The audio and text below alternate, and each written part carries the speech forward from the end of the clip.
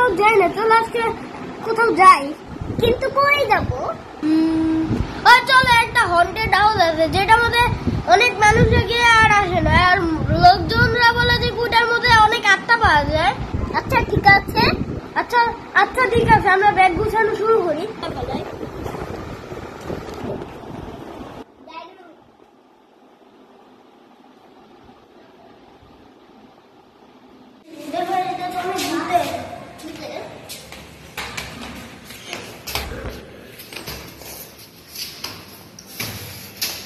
কিন্তু যত বলবো দেখি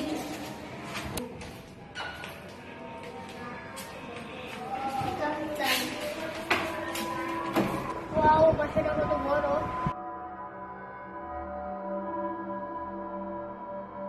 চলো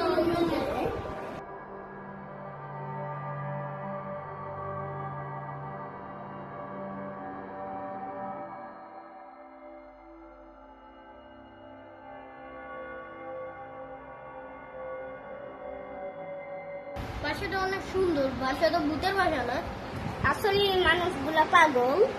হ্যাঁ, ওরা বলে ভূতের বাসা বলে।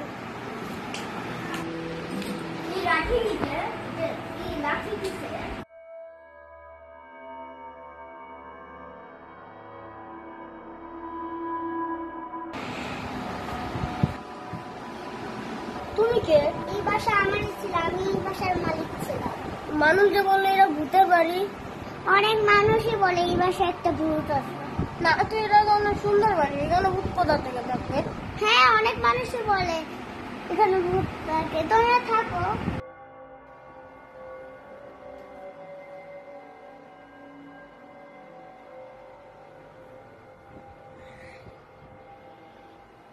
পাগল নাকি রে? পাগল নাকি রে?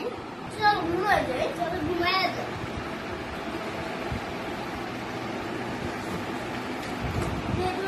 কখনো যাবো রে।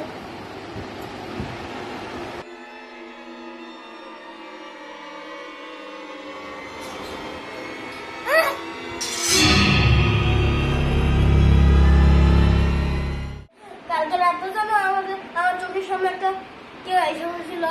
তুমি আজে বাজে স্বপ্ন দেখো কেন?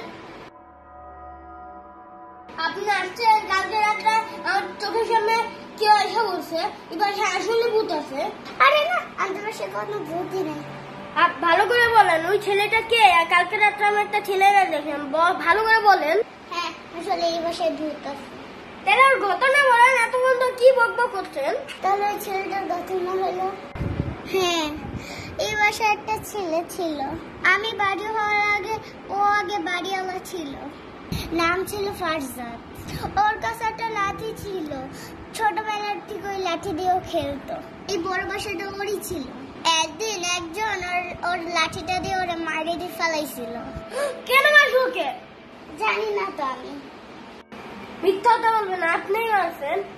বলেন কেন মারছেন? হ্যাঁ, আমি ওকে মারছিলাম। কেন মারছেন বলেন? বাচ্চা, তোমার এই বাসা তো অনেক বড়, তুমি এটা বিক্রি করবা? ম্যাডাম, কারো দেবো না, এটা হচ্ছে আমার নিজের বাসা। আচ্ছা, আজকে নিচ্ছি তোর বাসা। বাচ্চা, আমি যে তোমাকে একটা বই দিয়েছিলাম ওটা একটু দাও তো। হ্যাঁ, আমি দিচ্ছি।